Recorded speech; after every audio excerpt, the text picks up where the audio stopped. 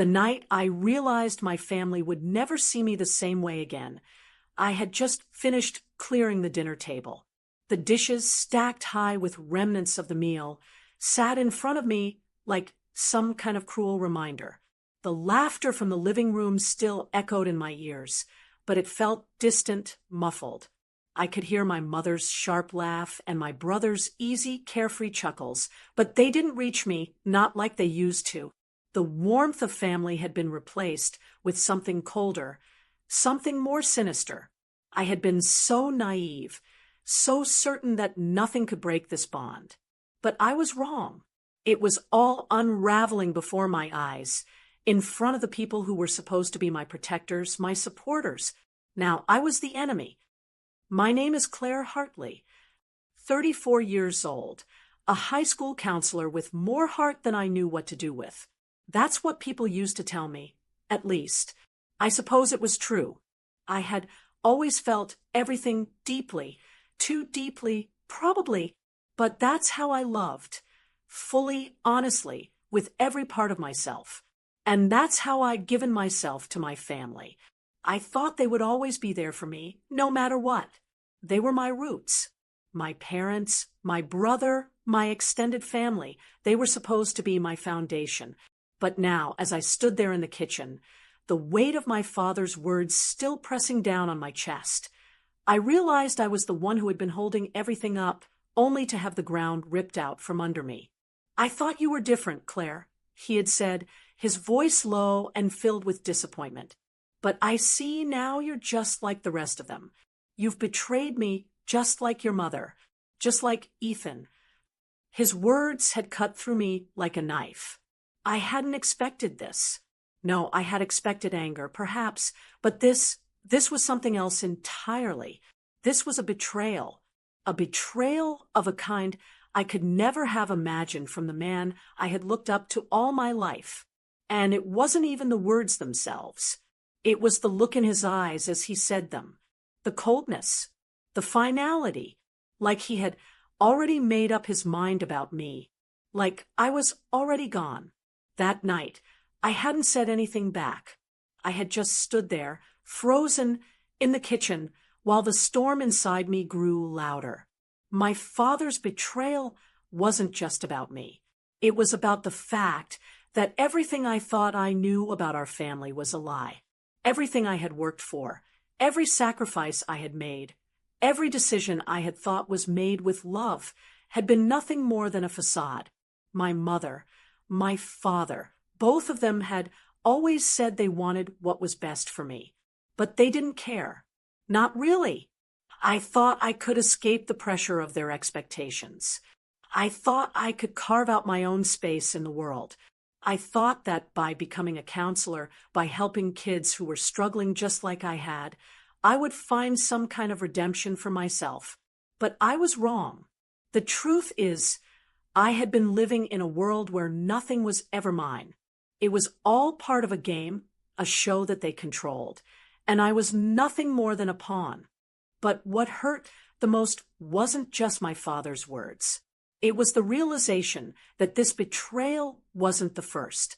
It was the culmination of years of manipulation, of subtle undermining, of making me feel small every time I tried to be something more than what they wanted me to be.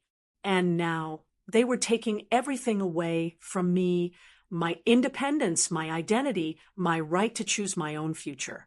As I stood there, in that kitchen, surrounded by the remnants of what used to be a family meal, it hit me. This wasn't just about money.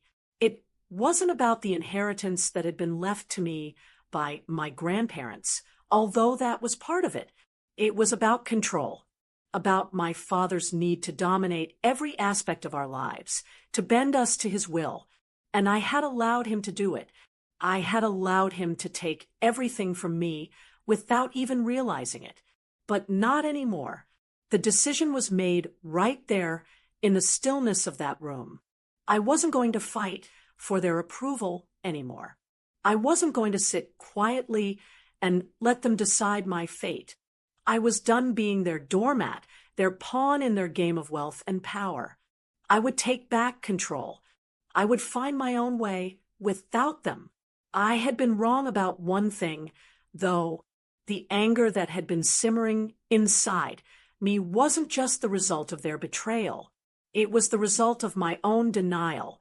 I had convinced myself for so long that this family, these people who had raised me, loved me. But love doesn't control. Love doesn't use you. And love sure as hell doesn't leave you standing in the kitchen questioning everything you thought you knew about yourself. No, what I was feeling wasn't just anger. It was empowerment. It was the strength that comes when you realize you are more than the sum of other people's expectations. And that was when I made my choice. I wasn't going to let them win. I wasn't going to let their betrayal be the thing that defined me. I would find justice, not just for what they had done to me, but for the woman I had become in the process. I wasn't just going to take back my life. I was going to reclaim it. Here at Revenge Home, we explore real psychological stories of betrayal and justice. Don't forget to like, share, and subscribe so you never miss our next emotional reckoning. I used to believe that the world was small, that my family, the people I trusted the most, would always be there, that my life, though quiet and unremarkable to the outside world, was filled with meaning. I didn't need much to feel content. The small moments, the daily interactions, the quiet routines, these were the things that held me together. They were the backbone of my life, things I could rely on when everything else felt uncertain. I live in a modest apartment. Nothing extravagant, just enough room for me, my thoughts, and my books. The walls are lined with shelves filled with novels I've read and reread, self-help books that I still find comfort in, and journals where I document the small moments that I want to hold on to. Every morning, I wake up before the sun. I brew a pot of coffee and sit by the window, watching the city slowly come alive. There's something peaceful about those early hours, the quiet before the world starts moving too fast. I take it all in, the soft rustling of the trees outside, the hum of traffic in the distance, the faint scent of rain in the air. It's in these moments that I feel the most connected to myself, to the rhythm of my life. I'm a school counselor at a high school just a few miles from my apartment. It's not the most glamorous job, but it's the one I've always felt drawn to. Every day, I get to sit with young people and listen to their stories, help them navigate the ups and downs of adolescence. There's a certain beauty in guiding them through their struggles, helping them find their way when everything feels like it's falling apart. I find fulfillment in it, even if it doesn't come with the recognition or rewards that other careers might offer. At least, that's what I tell myself. But deep down, I know there's more. There's something I've been missing, a connection, a purpose that goes beyond helping others. It's not about money or status.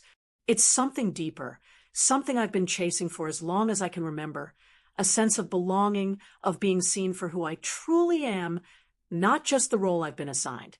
But that's not a luxury I've ever had, not in my family, and certainly not from my parents. My father, Richard Hartley, was always a man of great ambition. A successful real estate mogul, he built his empire from the ground up. But at what cost? His world was one of endless deals, high stakes, and power moves. He was always chasing something bigger, always reaching for the next big acquisition. He wasn't a bad man. In fact, he was often generous with his wealth, showering my brother, Ethan, and me with gifts, vacations, expensive clothes, cars. But it was all transactional.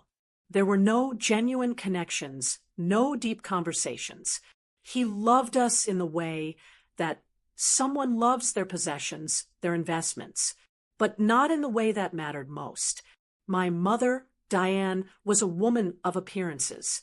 She wasn't cold or unkind, but she always wore a mask of perfection. Her life was a carefully curated performance, one where everything had to be just right. The house had to look perfect. The dinners had to be flawless. Her friends had to be the right kind of people, the ones who could elevate her status. She told me, over and over again that I needed to be someone important, that I needed to make something of myself, not just for me, but for the family. She wasn't wrong. There's value in making something of yourself. But as I grew older, I realized what she meant. It wasn't about pursuing my passions. It was about maintaining the facade, keeping up with the Joneses, proving that we were just as good as everyone else. And then there was Ethan, my younger brother. He wasn't bad either, just lost.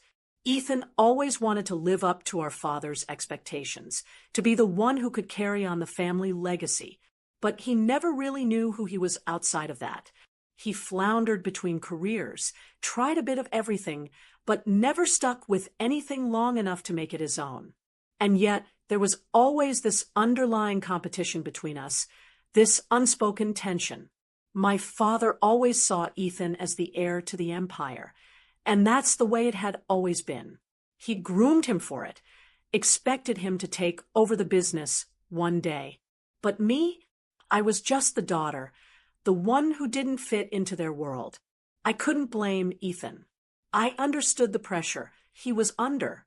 He was just trying to meet the impossible standards our parents set. But there was always this unspoken resentment between us. Not for me, at least not consciously. I just wanted to be seen for who I was, not just the person they needed me to be. Every weekend, I would escape to my grandparents' house. I loved being there. The house was old, worn, and filled with memories. My grandparents, Elizabeth and Harold, were the only people who ever truly understood me. They didn't care about appearances or success. They cared about who I was, about what I could become if I just followed my heart. They taught me to cook, to garden, to be patient. Their lives weren't extravagant, but they were full of meaning. They had built a successful logistics company. Sure, but they never flaunted their wealth. They lived simply. They made sure I knew that money wasn't the most important thing. I loved them so much for that. And when they passed away, I felt like I had lost the only real family I had. I tried to hold it together, tried to focus on the future, on my work, on the kids I was helping. But there was always this hollow feeling, this ache in my chest, like something was missing. I couldn't put my finger on it. I tried to convince myself that everything would be okay, that I had enough, that I was enough. But when my grandparents died, everything changed. And I didn't realize how much until the day I walked into that lawyer's office, clutching the will in my hand. I thought I was prepared. I thought I had let go of the past, that I had accepted that my family didn't really see me, didn't understand me. But I hadn't. And that's when it all came crashing down.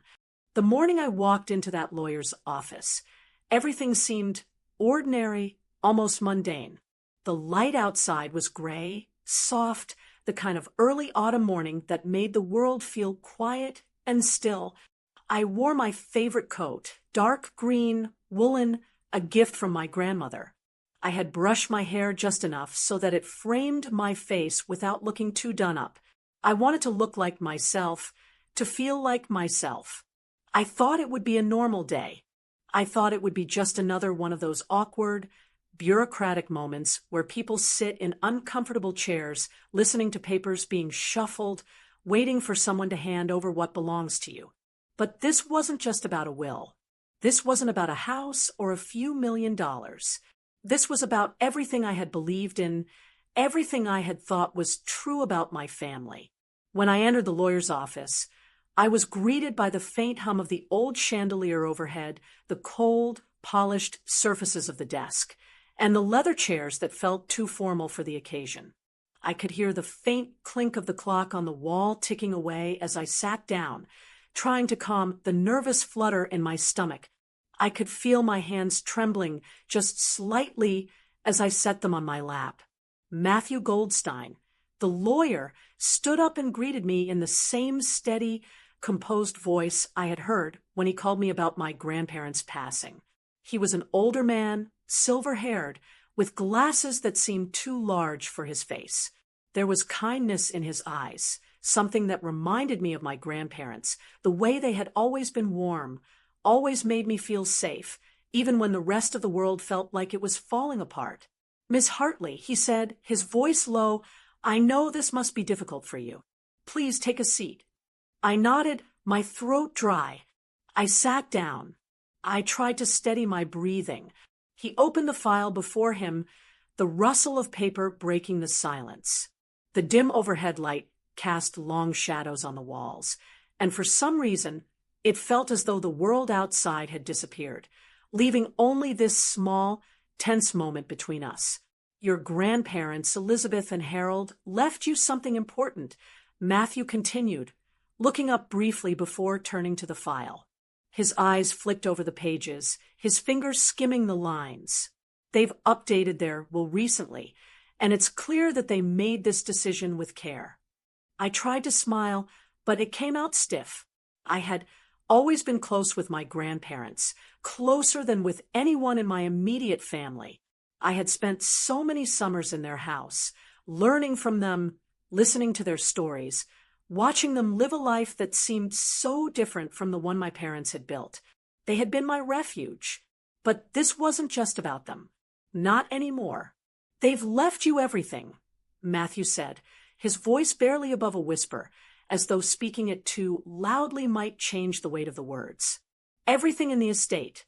The house, the investments, the business." The world seemed to tilt on its axis. I heard the words, understood them, but I couldn't grasp their meaning. My mind raced, processing the impossible reality that was unfolding. Everything. It couldn't be. I wasn't prepared for this. I wasn't prepared for the implications of what I had just heard. I had expected to hear about some small legacy, some tokens, but not everything. Not this. "But I don't understand," I said, my voice faltering. "Why me? Why not my parents? Or Ethan?" Matthew paused, his hand resting on the file for a moment, and then slowly he leaned back in his chair. His gaze softened, though there was a hint of something unreadable in his eyes. "Your grandparents made it clear. They felt that you were the one who valued what they built, not just the wealth, but the life they led. The business, it wasn't just about making money, Claire. It was about building something that mattered, something with integrity." I sat there, my mind reeling, trying to find a way to understand what he was telling me. My father had always assumed he would inherit everything. He had always spoken about the business as if it were his birthright, something he had earned, something he had built with his own hands. But this felt wrong. Why would my grandparents leave it to me? I wasn't even involved in the business. I didn't understand the first thing about real estate or investments or any of it. I had chosen a life that was simple, a life where I could help others, where I could make a difference, but never once had I imagined it would lead to something like this. The silence in the room was suffocating. I could hear my heartbeat in my ears. My breath came shallow, uneven.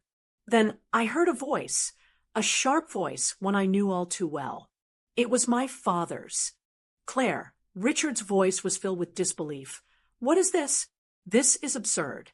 You don't know the first thing about running this business. You don't know anything about the world we've built." His tone was bitter, mocking. "You've spent your life playing it safe, pretending to be a saint, but you have no idea what it means to truly manage something this important." I turned to see my father standing in the doorway, his face twisted with a mixture of anger and frustration. Behind him, my mother stood, her arms crossed, a look of calculated indifference on her face. Ethan, too, had entered the room, his usual careless smirk gone, replaced by something colder. They had come, not just to mourn my grandparents' passing, but to claim what they thought was theirs. I stood up, feeling my legs tremble beneath me, and looked at them, each of them, my family, the ones I had trusted and loved, the ones I thought would always be on my side. "Don't you dare, Claire," my father continued, his voice raising, his anger now palpable. This isn't yours. You don't know what you're doing. You don't know anything about this world. My mother stepped forward, her voice smooth, almost sweet, but there was no warmth behind it. You're not equipped for this, Claire. You've always been so naive. You didn't want this life. You didn't want what we've built, so why should you get to have it now? Her words were sharp, like a knife in the back, cutting through every illusion I had about our family.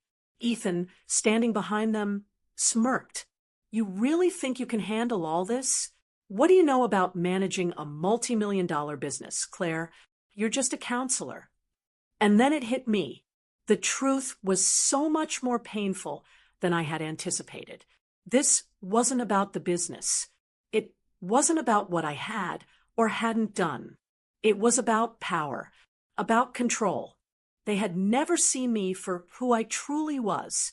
They had never cared about me, not in the way I had hoped, not in the way I had dreamed.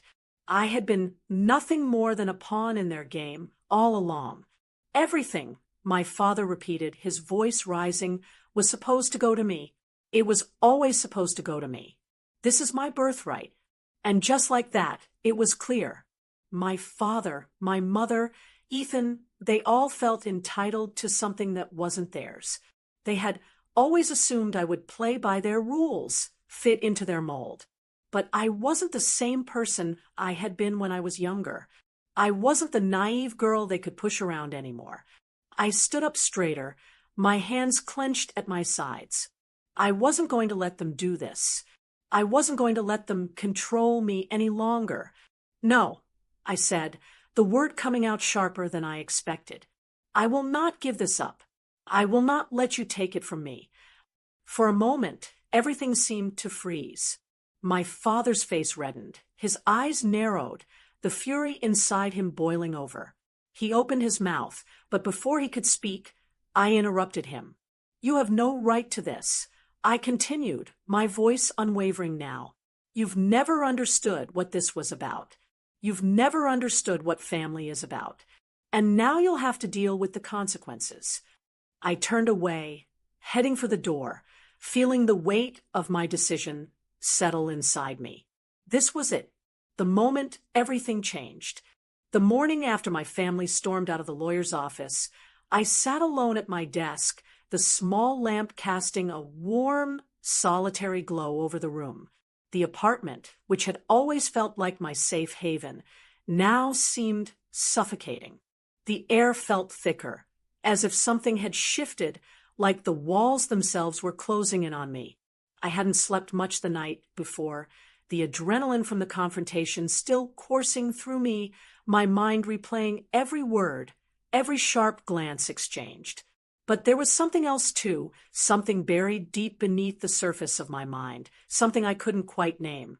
I should have been relieved. I had stood up to my father, my mother, my brother. I had asserted myself, made it clear that I wouldn't be controlled. But instead, I felt lost. The weight of the will, my grandparents' decision to leave everything to me, still hung over me like a heavy cloud. How could they have done this? How could they have known? Had they seen something in me that I hadn't? And more than that, why had they left it all to me and not to my father, the man who had spent his life building an empire? The questions gnawed at me, unanswered, and that feeling of not knowing was what unsettled me the most. I had lived my entire life under the illusion that I understood my family, my place in it, my role. But now I felt adrift. My parents, who I had once believed in, had betrayed me, or had they? Was it betrayal if I never truly understood them? To begin with, I sat at the desk, staring at the envelope from the lawyer. It was thick, heavy with the weight of what lay inside. The will, the documents I had been too stunned to truly absorb when Matthew had read them. I reached out and slowly opened the envelope, my fingers trembling slightly. The crisp sound of paper against cardboard echoed in the quiet room. Inside, I found the official copy of the will, along with a few other documents. I began sifting through them. the weight of each sheet heavier than the last. They were all meticulously organized, in my grandmother's handwriting, or perhaps my grandfather's, neat, deliberate, but something felt off. My fingers paused as I flipped through the stack, landing on one document that didn't quite fit. It was out of place, slightly crumpled, the corners bent. I set everything else aside and picked it up. The paper was an old receipt, dated several years ago. I squinted at the fine print. It was from a bank, one I recognized, but didn't remember ever visiting. My heart began to pound in my chest as I ran my eyes down the page, reading the transaction details. There were large sums of money being transferred, amounts that seemed excessive even for a family like mine, but what caught my attention was the destination of these funds. My father's name. I wasn't sure if the blood drained from my face, but it certainly felt like it. I felt a tightening in my chest. What was this? The transaction was from a time when I had been in college, living on a shoestring budget, struggling to find my own way while my father's world seemed so far removed from mine. I had always believed my father had nothing but disdain for my humble choices. Yet here was proof, a direct link between my father and the financial dealings my grandparents had always seemed so cautious about. I set the receipt down carefully and grabbed the next document. Another receipt. This one was different, though, more recent. I recognized the signature, even though it wasn't my grandmother's or grandfather's. It was a lawyer's signature. I read it quickly, then went back over it slowly as something clicked in my mind, the pieces starting to come together. It was a document about a loan, something my grandparents had never mentioned. A loan my father had apparently taken out under their names, using their assets as collateral. The amount was staggering, far more than any loan I had ever heard of. The implications of this were enormous. If my grandparents had been in the dark about it, it meant my father had deceived them, used their wealth to fund his own ventures. The room felt suddenly colder. The pieces began to fall into place, slowly at first, but then with a horrifying clarity. The loan, the money transfers, the fact that my father had been involved in these financial dealings without me knowing. The realization hit me like a hammer. My father hadn't just wanted the inheritance.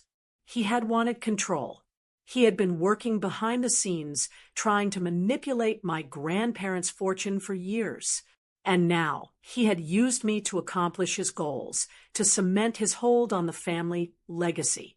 I had always known my father was ambitious, but this was more than I could have ever imagined. The idea that he would use me as a pawn, that he had been playing me all along, made me sick to my stomach. But it was the next discovery that truly shattered me. As I dug deeper into the pile of papers, I found a series of emails. They were printed out, neatly organized in chronological order. My heart skipped a beat as I recognized the names at the top. My parents, both of them. The subject line was simple but chilling. The future of the business. I flipped through the emails, my eyes scanning the words quickly, then slowing as I pieced together the conversation. It was clear now. My parents had been plotting against me, trying to figure out how they could manipulate the situation in their favor. They had already started planning a strategy to contest the will, and it wasn't about money. It was about power. It was about keeping control of what they had always seen as their birthright. My birthright, they believed, had been a mistake. My mother's words burned into my mind. We cannot let her take everything. We've worked too hard for this. She'll never know how to run it. We'll have to fight for it. Richard, we can't let her destroy everything. I felt my stomach churn as I read through the exchanges. The letters, the plans, they had been preparing for this. They had been waiting for my grandparents to pass so they could swoop in and take what they thought was theirs. And I had been so blind, so convinced that my family was the one place I could find love and security. But it wasn't love. It was manipulation. And now I was caught in the middle of it all. I slammed the papers down on the desk, the sharp crack of the paper against the wood echoing through the room. The silence that followed was deafening, like the calm before a storm. My hands shook as I gripped the edge of the desk, my thoughts racing, my heart pounding in my chest. Everything I had believed about my family was a lie. The truth was staring me in the face, and I was finally starting to see it. I stared out the window, watching as the gray sky began to darken. The weight of everything, the betrayal, the deceit, the manipulation pressed down on me, and I felt the anger rise within me like a fire. I couldn't let them win. Not like this. But even as I thought it, I knew that something had changed inside me. The naivety that had once defined me, the belief that love could overcome all, had been shattered.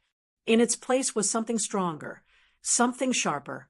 It wasn't just anger anymore. It was resolve. I would not let them take what my grandparents had entrusted to me. I would not let them destroy me, just like they had tried to destroy everything else. I would take control of my own fate, and I would do it on my terms. The first night after uncovering the full extent of my family's betrayal, I couldn't sleep. The silence in my apartment had become suffocating. I had to do something. I couldn't let them take everything away from me, not my grandparents' legacy, not my future, not my identity. But what could I do?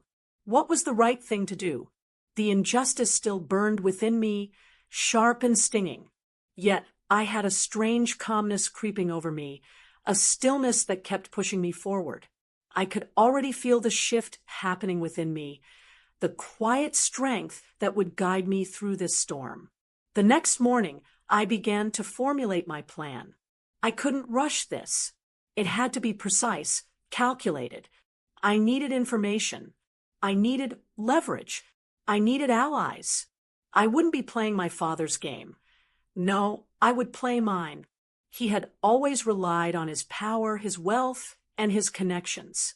But he had underestimated me, and I wasn't going to make the same mistake. I started with the basics. The will, the assets, the documents. I had already gone through the lawyer's office, but now I needed to examine everything carefully. I dug through the stacks of paperwork once again. The contracts, the receipts, the legal documents that my father had thought were hidden away. There was something there, something important that I hadn't seen at first. The bank transfers, the loans, the forged signatures. There was a pattern emerging, one I hadn't understood before. My father had used the trust of my grandparents to funnel money into his personal accounts, his business ventures, all while hiding it under the guise of family loans and investments. He had manipulated the system. But what he didn't know was that he had left behind a paper trail, a trail I could use to expose him. I grabbed my laptop and started typing. I needed more than just the papers in front of me. I needed context. I needed connections. I began researching my father's business dealings, looking into every company he had been associated with. I dug into every financial report I could find, every company transaction that could give me leverage. It was slow work, tedious. I couldn't afford to miss anything. The silence in the apartment was now my ally, a quiet hum in the background as I combed through hundreds of documents, my mind working faster than my hands could type. I could feel the pieces falling into place, the plan forming in my mind like an intricate puzzle, each part clicking into place with precision. The first ally I called was Rosa. Rosa Martinez, one of my grandparents' most trusted business partners.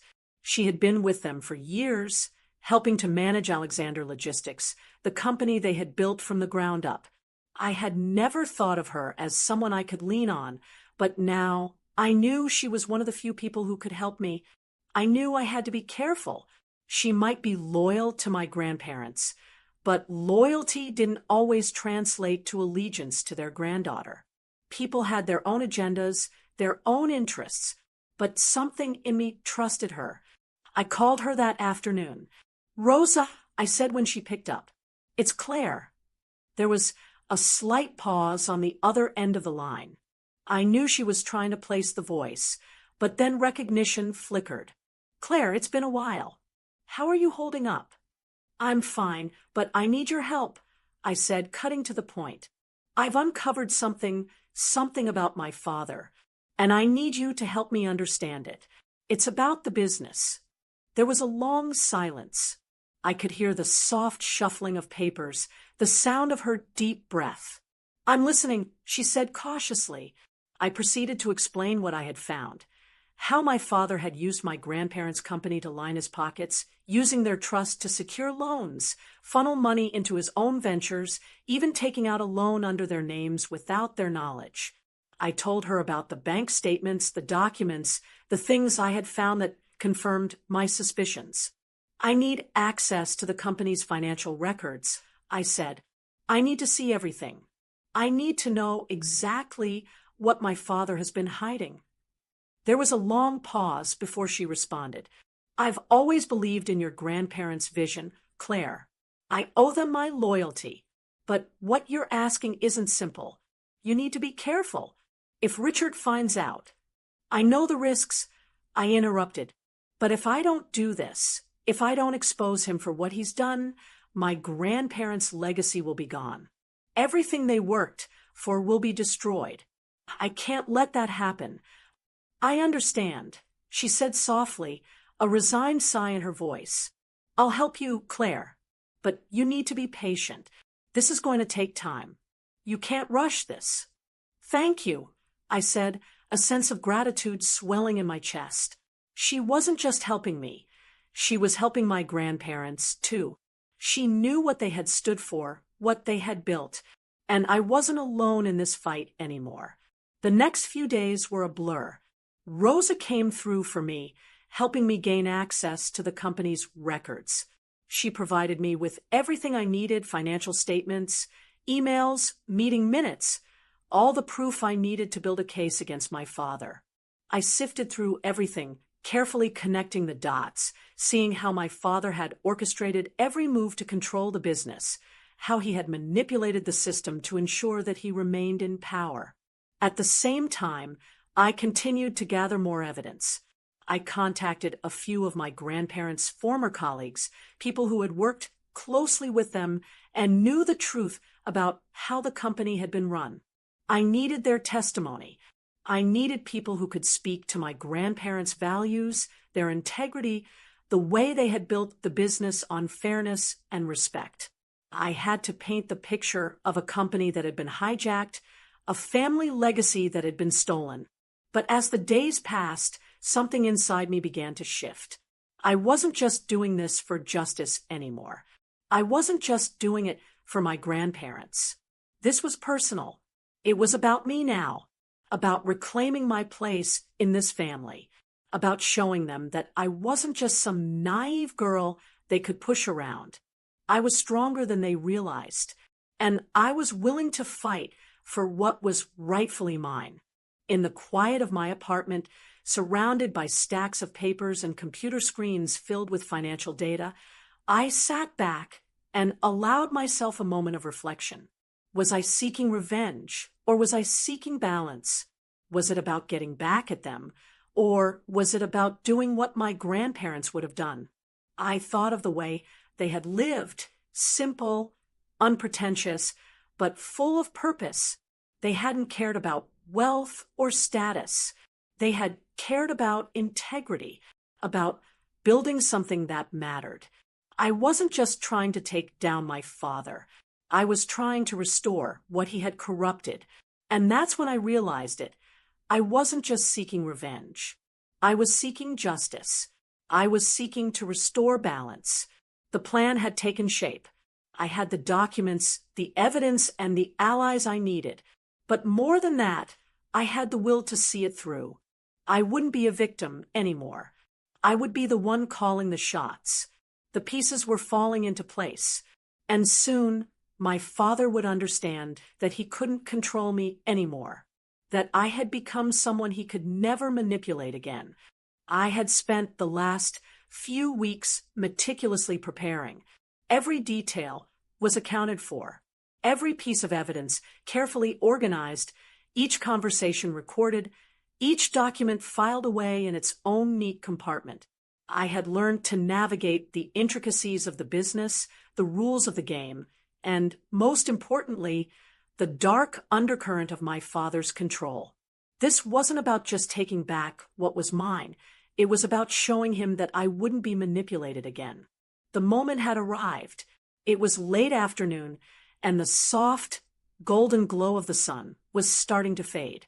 The shadows in my apartment grew longer, as if time itself was drawing its last breaths before the inevitable. My mind was calm, clear, though the weight of what I was about to do pressed against my chest. This was the part one had been preparing for. The moment when I would face my father, confront him with the truth, and watch as the foundation of his lies crumbled beneath him. I wouldn't need to raise my voice. He would do the rest.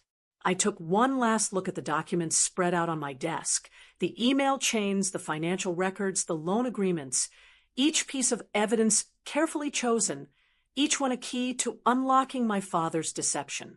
The weight of those papers felt reassuring. I wasn't just fighting for myself. I was fighting for the legacy of my grandparents, for the integrity they had instilled in me, for everything they had built and everything my father had tried to tear down. I sent the message to Rosa, the one she had been waiting for. It's time. Rosa was already at the company headquarters, waiting for the signal. We had planned it carefully.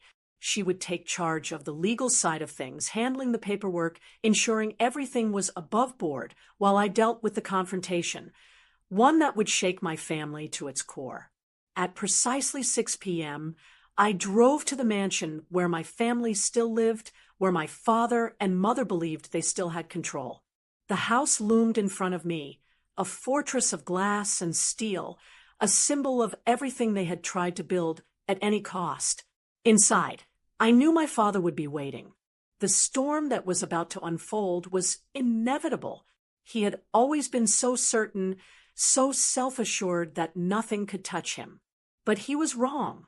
The truth would touch him, just as I had always been touched by his betrayal. I parked the car and walked to the front door. My steps were deliberate, each one bringing me closer to the confrontation. As I rang the doorbell, I felt a moment of quiet reflection. This was it, the moment where everything changed, where I could no longer be the daughter he had expected me to be.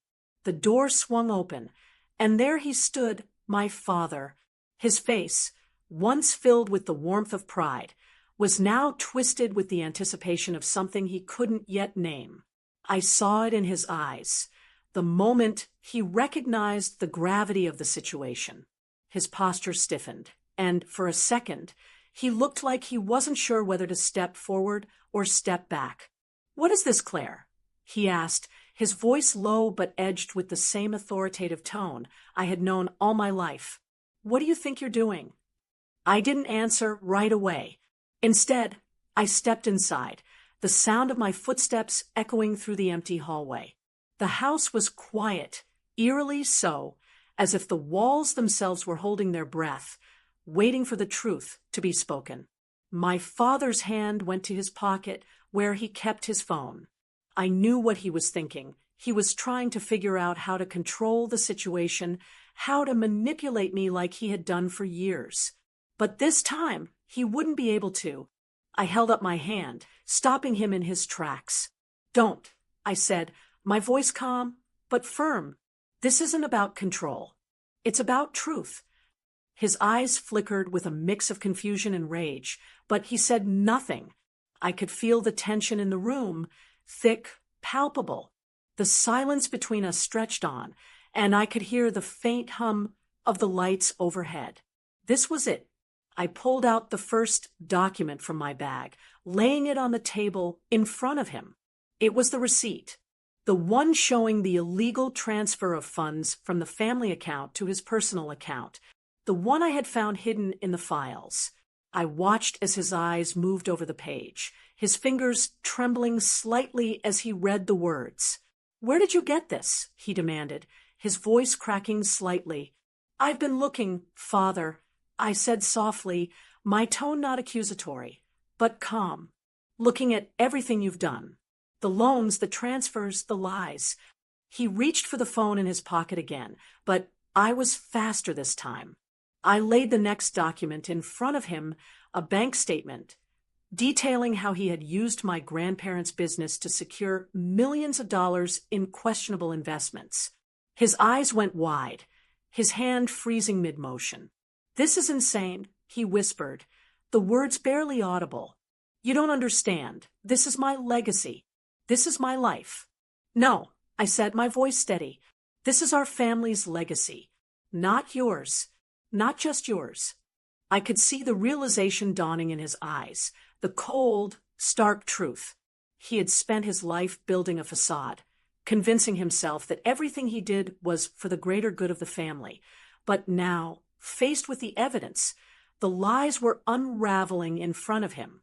And I knew, I could feel the shift within him. He was no longer in control. He was exposed. I continued, not giving him the chance to interject. "You have no idea what it's like to lose everything because someone like you only sees people as tools, as stepping stones to your next success. You used them. You used me." The room was filled with the quiet hum of the lights, the tension in the air growing thick with each passing second. I could feel the years of anger and resentment rising inside me, but I didn't let it show. I remained calm. This wasn't about revenge. It was about balance, about justice. The next document I pulled out was the final blow, a recording of my father's conversation with an outside investor. He had been scheming to sell the company for years, to drain it dry, all for personal gain. It was all there in his own voice. "No," my father gasped, shaking his head. "You can't." "I can, and I will," I interrupted, my voice unwavering. "You don't get to do this anymore. You've had your chance. Now it's mine." I could see him break, then, his carefully constructed walls crumbling. His face flushed red, his eyes wild with panic. He staggered backward, as though trying to escape from what was happening, but there was nowhere left to run. His empire was built on lies, and now those lies were exposed. The silence stretched on, and I could feel the weight of the moment hanging between us, heavy and inevitable. He opened his mouth, probably to say something to defend himself, but no words came out. Instead, he just stood there, frozen, trapped in the consequences of his actions. This wasn't the climax I had imagined. It wasn't about the explosion of anger, the chaos of confrontation. It was quiet, methodical, the calm precision of a plan executed with exacting care. It was poetic in its simplicity. The truth had come to light, and my father was left with nothing but the wreckage of his own making. I stood there, staring at him, feeling the years of resentment, the years of manipulation melt away. I didn't need his approval. I didn't need his validation. I had built something stronger, something real. This was the moment I had been waiting for. And as I turned to leave, I didn't feel triumph or revenge. I felt peace. Not the peace that comes from destroying someone, but the peace that comes from knowing you've finally done what was right for yourself and for everyone who had been hurt by this man. The days that followed the confrontation felt like a slow exhale after holding my breath for far too long. My apartment, once a place of solitude and comfort, now felt like a quiet sanctuary, a safe space that I had reclaimed not just from my family, but from the years of emotional turmoil they had dragged me through. The weight of my father's anger, of his expectations, was gone. And though there was no immediate sense of victory or triumph, there was a quiet satisfaction in knowing that I had done what needed to be done. It's strange how things change so suddenly, how in a matter of moments, everything you thought was real can shatter and leave you standing on the edge of something new, something raw, unformed, yet full of possibility. That was where I found myself now, on the other side of betrayal, of manipulation, of everything that had held me captive for so many years. I spent the first few days after the confrontation in a haze. There was so much paperwork to sort through, so many decisions to be made. The company, Alexander Logistics, would no longer be under my father's control. The board had voted to accept the changes I had proposed, led by Rosa, who had stepped in as the interim CEO until I was ready to take the reins. It was a responsibility I never thought I would bear, but now I couldn't imagine walking away from it. I had learned more about the business in those few days than I had in years of passive involvement. I found strength in the lessons my grandparents had left behind. They had built something that was based on integrity, not manipulation. That was the foundation I wanted to build upon. But the truth was, it wasn't the business that had shifted me. It wasn't the legal battles or the pressure of taking on a company I had never expected to run. It was something deeper. It was the feeling that I was finally in control of my own life, that the pieces I had so desperately tried to put together for years were finally fitting into place. The first time I saw my father after the confrontation was a week later. He had called me several times, his voice angry and laced with accusations, but I didn't answer. I wasn't ready. When he showed up at my apartment unannounced, I felt a mix of dread and resolve. It was a moment I had anticipated, but it still felt surreal. I let him in, but I didn't invite him to sit. My posture was firm, my back straight. I had no intention of giving in this time. His eyes, tired and bloodshot, darted around the room as if looking for something to latch onto, some sign of weakness. But there was none. Not anymore. "What do you think you're doing?" he began, his voice clipped, almost desperate. "You've made a terrible mistake, Claire. You've ruined everything we've built." "No," I said, my voice steady. "You did that.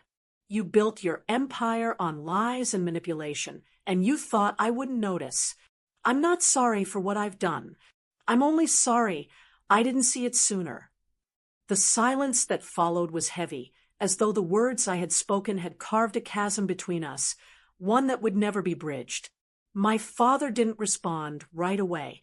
He just stood there, the anger on his face now replaced with a kind of resignation. "You think this is what they would have wanted?" he finally said, his voice shaking. "You think they would have wanted this, Claire?" "They would have wanted me to do what was right," I replied, my eyes meeting his. "And for once, I'm doing that. For once, I'm choosing me." It was the first time I had said those words aloud. For once, I was choosing myself. He didn't speak after that. He just left, and I stood there, watching him walk away, knowing that nothing would ever be the same between us again. But I was okay with that. Over the following weeks, I focused on the things that mattered most: my work, my own healing, and rebuilding my life in a way that felt true to me. The weight of the family legacy no longer felt like a burden. Instead, it felt like an opportunity to honor my grandparents, to give back to the community that had supported them for so many years. One evening, as I sat at my desk reviewing company reports, I looked up at the photo of my grandparents on the wall. The picture was old, one of those grainy black and white photos from their early days, when they had first started Alexander Logistics in a small garage.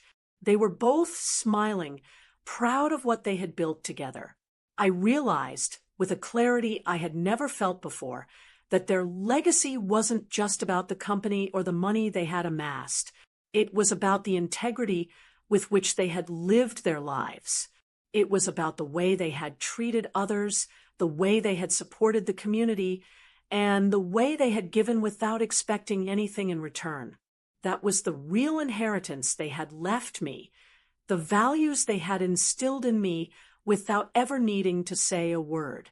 I spent the next few months restructuring the company, implementing changes that would ensure my grandparents' values remained at the heart of everything we did. It wasn't just about keeping the business afloat. It was about creating something meaningful, something that would last long after I was gone. I started a scholarship fund in my grandparents' name, supporting young people who, like me, wanted to build a life based on purpose, not profit. And as I made these changes, I found myself growing, too. I found peace in the work I was doing, in the decisions I was making. There was a calmness that had settled in my soul, a quiet knowing that I was on the right path. My family, for all their flaws, were no longer the central force in my life. They had their own path to follow, and it was no longer my responsibility to carry them. One evening, I was sitting at my desk when my phone buzzed. It was a message from Rosa. She had taken the liberty of reviewing the company's future investments, and she wanted to discuss the next steps. I smiled, feeling a sense of pride in the team we had built. For the first time in my life, I wasn't just following along, I was leading. As the months went by, my relationship with my father remained strained. He had tried to reconcile a few times, but I had learned the hard way that forgiveness doesn't mean allowing someone to continue hurting you. The damage was done, and though I held no ill will towards him, I couldn't go back to the way things were. My mother, on the other hand, had tried to reach out more frequently. Her calls were frequent, but her words often felt hollow. She was still consumed by her own desires, her own vision of what our family should look like. I no longer cared to play that game. As for Ethan, I saw him only a handful of times over the past year. He had tried to take a more active role in the business, but it was clear he was still looking for validation, still trying to prove his worth. I no longer felt the need to compete with him for my parents' approval. I had finally realized that our paths were not intertwined. He was living his own life, and I was living mine. Looking back, I realized how far I had come. I had gone from being a passive participant in my own life to actively choosing what I wanted, what I believed in, and who I wanted to become. My grandparents had taught me that legacy isn't just about what you leave behind. It's about how you live your life in the here and now, the choices you make, the love you give, the integrity you uphold, even when no one is watching. I stood at the window one evening, watching the sun set over the city, the cool breeze brushing against my skin. I thought of everything that had led me here, the pain, the betrayal, the uncertainty, and I felt a deep sense of gratitude. I had emerged from it stronger, clearer, more aligned with my true self. In the end, the revenge I had sought wasn't about taking from others. It was about reclaiming myself. It was about standing firm, about trusting that I could choose my own path, regardless of the expectations that had been placed on me. I smiled to myself as I whispered, "The only thing worth fighting for is your own peace." And for the first time in my life, I felt it, complete, unshakable peace.